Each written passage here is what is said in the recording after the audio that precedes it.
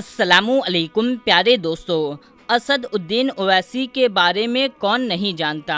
वो भारतीय राजनीतिक हैं। वे ऑल इंडिया मजलिस इत्तेहादुल मुस्लिमीन यानी कि AIMI के राष्ट्रीय अध्यक्ष हैं। ओवैसी साहब इन दिनों काफ़ी चर्चा में हैं कि उन्होंने संसद में शपथ लेते वक्त जय फिलिस्तीन और अल्लाह अकबर का नारा लगाया। उसके बाद में उनके साथ में जो होना शुरू हुआ और फिर अल्लाह ताला का ऐसा करिश्मा हुआ कि ये सब जान करके आप हैरान रह जाएंगे। ये बात तो आप जानते ही हैं कि ओवैसी साहब कौन हैं। मेरे प्यारे दोस्तों, ऐसा करने के लिए काफ़ी हिम्मत की ज़रूरत होती है। तो पूरा मामला क्या है, आइए आपको तफसील से बताते हैं। दोस्तों, आज जो सच्चा मुसलमान होगा, जिसके दिल में मुसलमानों के लिए हमदर्दी होगी, वही इस वीडियो को पूरा आखिरी तक देखेगा और ओवैसी साहब से मोहब्बत करने वाले इस वीडियो को एक लाइक ज़रूर करेंगे। मेरे प्यारे दोस्तों,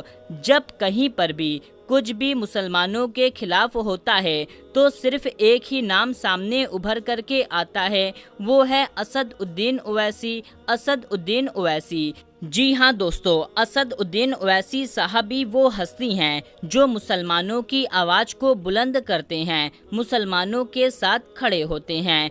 दोस्तों, असद उद्दीन ओवैसी साहब ने हैदराबाद से BA तक की पढ़ाई की है और उसके बाद से लंदन चले गए। वहाँ पर उन्होंने bachelor of law barrister at law की पढ़ाई की। असद उद्दीन ओवैसी साहब सिर्फ राजनेता नहीं बल्कि वो वकील भी हैं। ओवैसी साहब पहली बार 2004 में हैदराबाद के लोकसभा क्षेत्र से सांसद चुने गए। उसके बाद वो 2009 और 2014 में आम चुनाव में भी हैदराबाद क्षेत्र से सांसद चुने गए। 2019 के आम चुनाव में वो अपनी पार्टी ऑल इंडिया मजलिस इत्तेहादुल मुस्लिमीन से फिर से हैदराबाद क्षेत्र से उम्मीदवार हुए और फिर जब इस बार 2024 में इलेक्शन हुआ तो असद उद्दीन ओवैसी साहब ने हैदराबाद से बड़ी जीत हासिल करी और संसद में अपनी सीट को पक्का किया।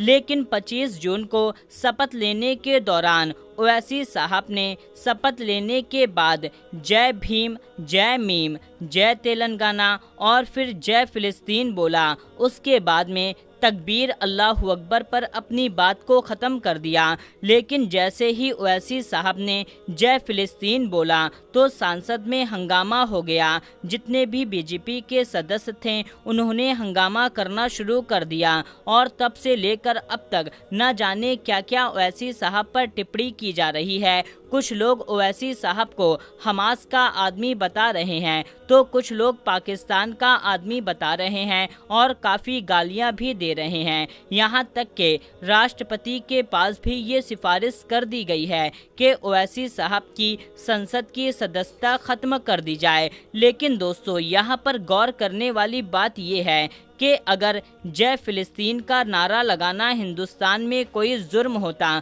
तो ओवैसी साहब ऐसा कभी ना करते, क्योंकि ओवैसी साहब कोई जाहिल नहीं हैं बल्कि उन्होंने लंदन से वकालत की डिग्री हासिल करी है और ऐसा करने से पहले उन्होंने काफ़ी सोचा समझा होगा, तब जाकर के उन्होंने जय फिलिस्तीन का नारा लगाया है।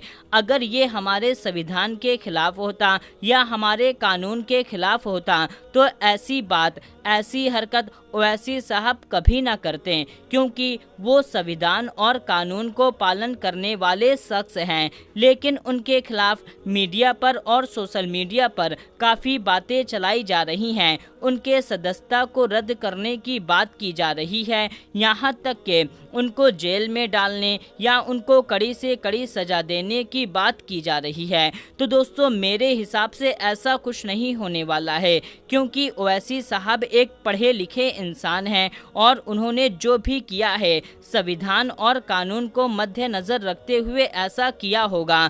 ओवैसी साहब को लेकर के वैसे भी बहुत सी बातें चलाई जाती हैं। हमारे कुछ मुसलमान भाई ही हैं, उन्हें भाजपा का दलाल कहते हैं, उन्हें बीजेपी से पैसे खाए हुआ बोलते हैं। इन सब बातों के बावजूद भी ओवैसी साहब पीछे नहीं हटे। उनके ऊपर कई बार गोलियों से हमले भी किए गए, लेकिन फिर भी वो डटे रहें। बस आखिरी में अल्लाह ताला से दुआ करेंगे कि अल्लाह ताला ओवैसी साहब को सलामत रखे, उनकी हिम्मत में इजाफा करे, उनको हमारा लीडर बनाए। आमीन या रब्बुल आलमीन। प्यारे दोस्तों, कमेंट बॉक्स में आमीन ज़रूर टाइप कीजिएगा और ओवैसी साहब के चाहने वालों तक इस वीडियो को ज़्यादा से ज़्यादा शेयर कर दीजिएगा। तो मेरे प्यारे दोस्तों, मिलते हैं तब तक के लिए अस्सलामु अलैकुम, अल्लाह हाफिज़।